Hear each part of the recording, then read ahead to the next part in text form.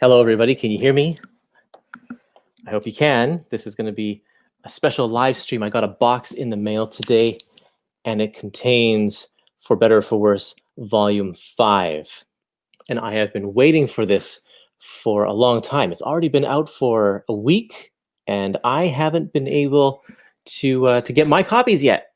Just post is slow, I guess, or something. Trying to get across the border. Anyway, here it is. I'm going to open this box and take a look at this new book, For Better or For Worse, Volume 5, with you. This is the first time I'm going to see it. I'm very excited because I worked very hard on this book, and it's always great to see for the very first time and hold it in your hands and smell the paper and all that kind of stuff. So yeah, let's take a look, and then we'll do a little sneak peek. I'll show you the inside of the book as well, show you some of the really cool features that are part of it. So the packing slip's kind of going over the seam here.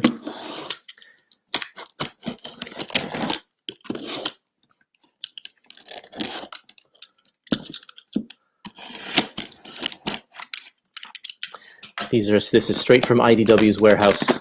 They do a good job packing their books if you ever order from their website.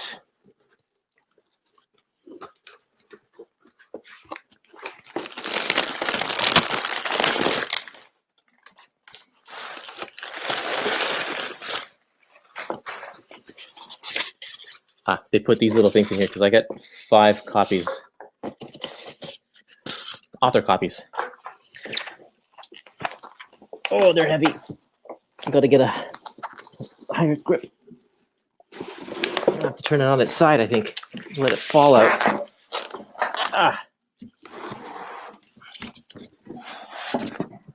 Boy, oh boy. Okay, let's take a look at this. You ready?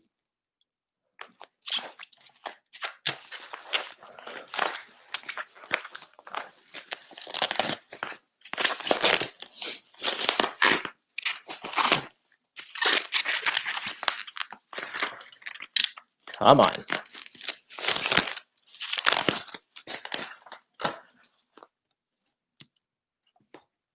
There's your first look. It's got plastic wrap, so I'm just going to put some of these aside here. We'll open up the bottom one. Looks pretty nice all around. There's the back cover.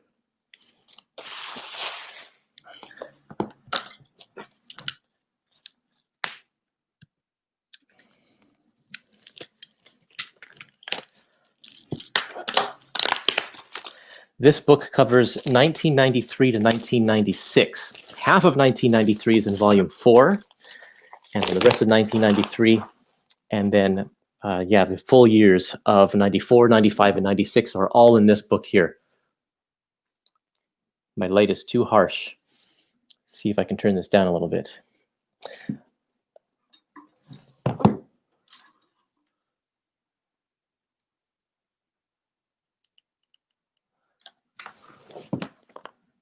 A little bit better. For Better or For Worse, Volume 5. Now, Dean gave me the heads up that we had a unfortunate printing error with this, which kind of frustrates me. Frustrates him too. He wasn't very happy about that at all. They accidentally printed this book on glossy paper, and it should be a matte finish. So if you have a look at Volume 4, actually, you know what? I'm going to bring my second camera in here. And so you can have a nice look. Let's see. Okay, let's take a look at this. Volume 4 has a nice matte paper. So the artwork really looks really nice, not too glossy or anything like that. But then this one, and this is going to be my first time opening this up, so let's have a look at this. Yeah, it's got a shine to it, which is unfortunate. That's it makes all of the ink come out darker as well, looks like. Well, it's still all readable, and it still looks really nice. So I'm not, yeah, some of those purples way too dark. That's kind of disappointing when you put a lot of effort into it, and then I don't know where the error was there, but it is what it is. These get shipped straight to the store, so we didn't even get to see a copy before before it went out. Usually Dean gets to see a copy, I think. But anyway, let's take a look at the book, the insides here. For Better for Worse, Volume 5. We get an introduction from Jan Elliott, who did a comic strip called Stone Soup. It just finished. She actually just retired from it just recently. Anyway, she talks a little bit about Lynn and how Lynn was helpful to her start as a cartoonist. And then an introduction from yours truly about the relationship between April and Farley. Man, I have to reread this. I don't even remember what I wrote. And then we get into the strips. Looks pretty nice. Nice vibrant colors. And these ones, at least, dailies they all look pretty sharp. The lines are all clear. Just like the other books, all of the dailies are in black and white and the Sundays are in color. And we have some extra commentary from Lynn Johnston herself down at the bottom of certain strips, talking about, she has some things to say about some of these strips. So you'll find her comments in the margins. I love these drawings. She's such a great cartoonist. Look at the expression on there, the action as she gets a blast of cold water in the shower.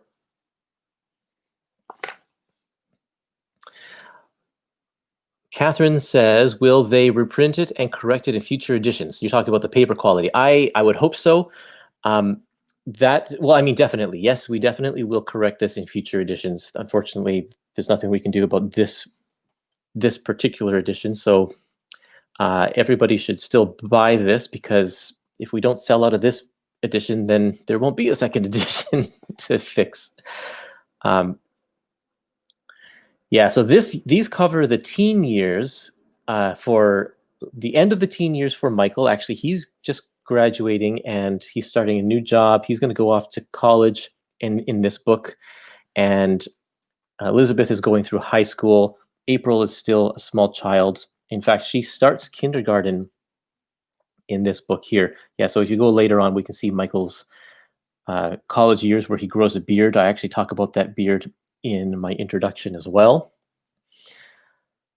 Lots of cool stuff here. Of course, the most important story in this volume is the story of Farley. Farley the dog. Farley and April have a very unique relationship, and they get into some trouble in this book. And it's one of the most famous stories to come out of For Better or For Worse. So you'll want to check that out, because it's a fantastic story. I've read it so many times, and even when I was putting this book together, I read it again and again, and it's still amazing after repeat viewings or after repeat readings. Another great drawing here. You can feel the punch to the gut that Michael gets right here. What great action. And a great face. This is the introduction also to some important people in Elizabeth's life, like her teacher, who is in a wheelchair, teaches Elizabeth a lot about her own life. Anthony, her boyfriend, they start a relationship here. Oh yeah, here's the graduation. A lot of cool stuff happening here. This is I think my favorite era of Lynn Johnston's work. I think that she's really come into her own right here, that she's refined all of her storytelling and drawing skills. And there's just some really clever and funny stuff going on here.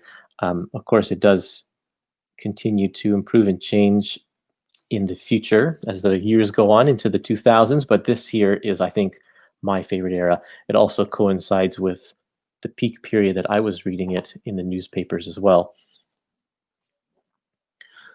So very, very cool. Great to see all of this stuff.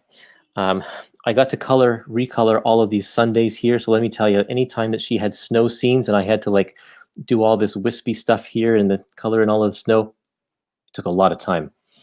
And because her characters are based in Ontario, snow scenes happened actually quite a lot.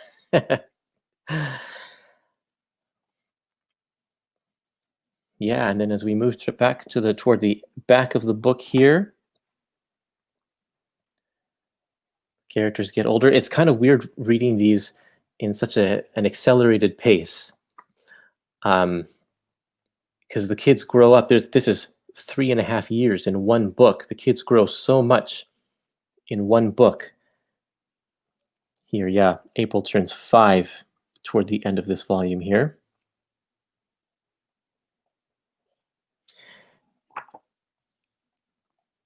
And at the end, should we take a little sneak peek at the cover to the next volume?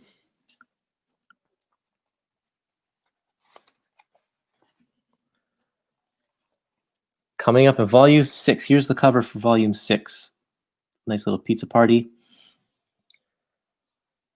Little caption about what's going to happen in the next volume. There is a lot of romance as the kids kind of become older teenagers and young adults.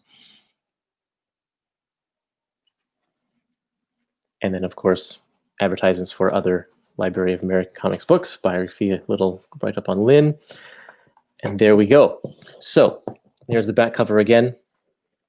One of the things about this new paper is that it's actually a little bit thinner. And so unfortunately, that means the spine is also a little bit thinner, which is too bad. So if you want to, so far, all 5 of these books have looked really, really nice, all consistent together. Yeah, that's not too bad. I guess I'm not too disappointed at that. It's just unfortunate. But I'm still happy. Volume 5 is here. When I started this endeavor, I couldn't have believed that we would get this far, but here we are, and the whole thing is going to be collected in 9 volumes, so we still have a ways to go. We have over 10 years of this strip still to collect. So I hope that everybody had a good time watching this video, checking out this book with me for the first time. I'm very excited. I hope that you can find a copy. You can order it off of Amazon or Indigo if you're in Canada, Barnes & Noble if you're in the States, or go to your local bookstore and place an order, or check out other online vendors. Should be all over the place. You should be able to find it. Thanks for watching, everybody, and I hope you have a great day.